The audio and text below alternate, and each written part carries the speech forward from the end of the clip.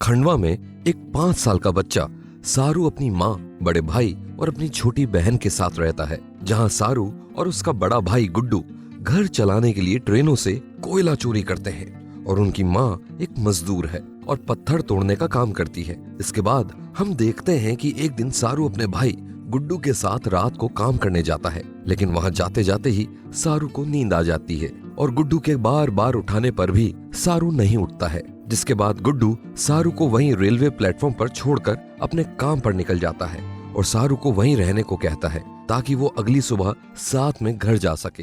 अब आधी रात को सारू की नींद खुलती है और खुलते ही सारू गुड्डू को ढूंढना शुरू कर देता है और उसे ढूंढते ढूंढते सारू प्लेटफॉर्म पर रुकी एक खाली ट्रेन में चढ़ जाता है, जहां गुड्डू का इंतजार करते करते उसे फिर से नींद आ जाती है। और अब अगले दिन की सुबह सारू की नींद खुलती है और वो देखता है ये ट्रेन तो चल रही है। जिसके बाद वो जोर जोर से मदद के लिए चिल्लाने लगता है, लेकिन उसकी मदद करने कोई नहीं आता है।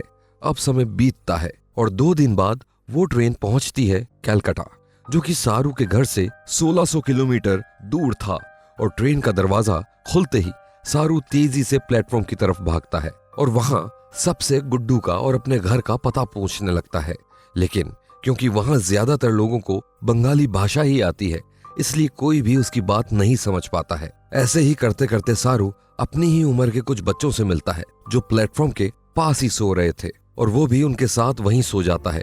लेकिन तभी आधी रात को सारू की नींद खुलती है और वो देखता है कि वहां कुछ लोग उन बच्चों को किडनैप करने की कोशिश कर रहे हैं। ये देखकर सारू वहां से तेजी से भागता है और एक किडनैपर भी उसका पीछा करता है, लेकिन सारू उसे चकमा देते हुए एक मंदिर में छुप जाता है, जहां मंदिर का प्रसाद खाने के बाद वो वहीं सो जाता है। अब अगले दिन की सुबह होती है और सारू कलकत्ता की गलियों में भटक रहा है और सड़कों पर सो रहा है। ऐसे ही कई दिनों के भटकने के बाद सारू की मुलाकात होती है एक औरत से जिसका नाम नूर होता है और सारू की कहानी जानने के बाद वो उसे अपने घर ले जाती है, जहां वो खाना देती है, कपड़े देती है और उसका अच्छे से ख्याल रखती है। तभी अगले दिन सारू से एक आदमी मिलने आता है और सारू को नूर पर शक हो जाता है, जिसके बाद वो अगले ही दिन वहां से भाग जाता है। अब सारू हावड़ा ब्रिज के पास रहना शुरू कर देता है, जहां किसी तरह इधर उधर से खाना मांग मांग कर वो अपना गुजर बसर कर रहा है। और ऐसे करते करते अब सारू को कलकत्ता की सड़कों पर 2 महीने बीत जाते हैं और तभी एक दिन एक आदमी सारू को मिलता है, जिसको सारू अपनी सारी कहानी बताता है। जिसके बाद वो इंसान सारू को पुलिस स्टेशन लेकर जाता है, जहां सारू से उसके घर का पता पूछा जाता है, लेकिन सारू को गणेश तलाय के अलावा कुछ नहीं पता था। इसके बाद पुलिस उसका एड पेपर में देने के लिए उसका फोटो खींचती है, जिसके बाद सारू को सीधा एक अनाथालय में भेज दिया जाता है। अनाथालय में कुछ दिन बिताने के बाद एक औरत सारू को मिलने आती है, जहां सारू को बताया जाता है कि उसे एक ऑस्ट्रेलियन दंपति ने अडॉप्ट कर लिया है और अब वो ऑस्ट्रेलिया जा रहा है।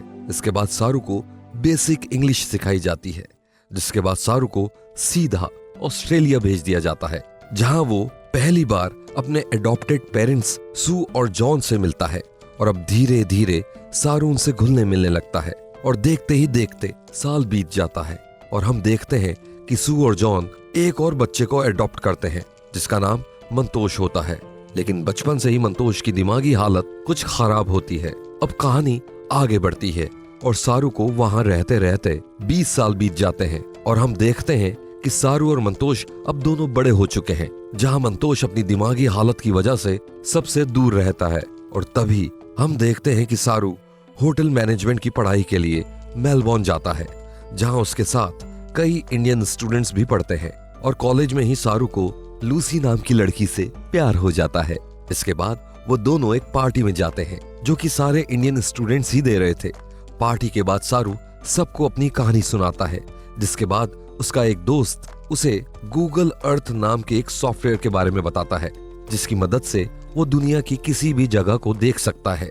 इसके बाद सारू गूगल अर्थ पर जाकर अपने गांव को ढूंढना शुरू कर देता है, जहां उसे सिर्फ ये पता था कि उसके गांव का नाम गणेश तलाय है।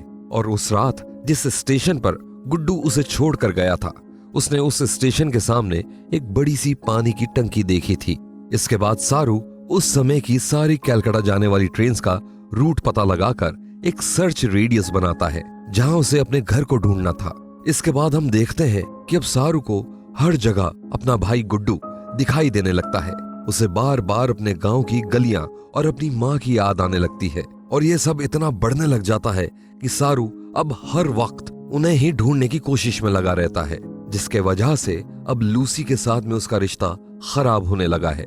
और धीरे धीरे अब सारू ने अपने माँ बाप से भी बात करना बहुत कम कर दिया है और अब सारू सिर्फ दिन रात अपने घर को ढूंढने में ही लगा रहता है। ऐसे ही करते करते काफी दिन बीत जाते हैं, जिसके बाद एक दिन सारू के पिता जॉन उससे मिलने आते हैं, जहां वो उसे बताते हैं कि उसकी मॉम की तबीयत काफी खराब है और जब से सारू ने अपनी जॉब छोड़ी है तब से उन्हें उसकी और भी फिक्र होने लगी है। इसके बाद हम देखते हैं कि सारू अपनी माँ से मिलने जाता है, जहां वो अपनी माँ से माफी मांगता है और उनसे कहता है कि उसे दुख है कि वो कभी एक बच्चे को जन्म नहीं दे सकती थी, इसलिए उन्हें सारू और मंतोष को अडॉप्ट करना पड़ा और आज वही दोनों अडॉप्ट किए हुए बच्चे उन्हें इतना दुख दे रहे हैं। इसके जवाब में उसकी माँ उसे बताती है कि वो हमेशा से एक माँ बन सकती थी, लेकिन वो चाहती थी कि वो एक ऐसा बच्चा अडॉप्ट करे जो कि बहुत तकलीफ में हो, ताकि वो उसे उसकी तकलीफों से बाहर निकाल सके। इसके बाद हम देखते हैं कि सारू खुद से बहुत गुस्सा है, क्योंकि ना तो वो अपने घर को ढूंढ पा रहा है और ना ही अपनी माँ को खुश रख पा रहा है। इसके बाद सारू गूगल अर्थ पर रैंडमली अपने घर को ढूंढने लगता है और तभी उसकी नजर पड़ती है एक फील्ड पर जहां उसकी माँ मजदूरी का काम किया करती थी। वहां से सबसे पास वाले रेलवे स्टेशन को ढूंढता है, जहां उसे वो टंकी भी दिखाई देती है जो उसने आखिरी बार उस प्लेटफॉर्म पर देखी थी। इसके बाद सारू को वो तालाब भी दिखता है जहां वो बचपन में नहाया करता था और ऐसे ही करते करते सारू को अपने गांव की गलियां और अपना घर सब दिखाई दे जाता है और उसे पता चलता है कि उसके गांव का नाम गणेश थलाए नहीं बल्कि गणेश तलाई था। इसके बाद सारू बहुत खुश हो जाता है और सबसे पहले लूसी को जाकर ये खबर देता है, जिसके बाद उसकी मॉम को सारू की सारी कहानी पता चलती है कि इतने टाइम से आखिर वो क्या कर रहा था। इसके बाद सारू अपने घर से निकल जाता है, जहां 2012 में वो फिर से खंडवा पहुंचता है।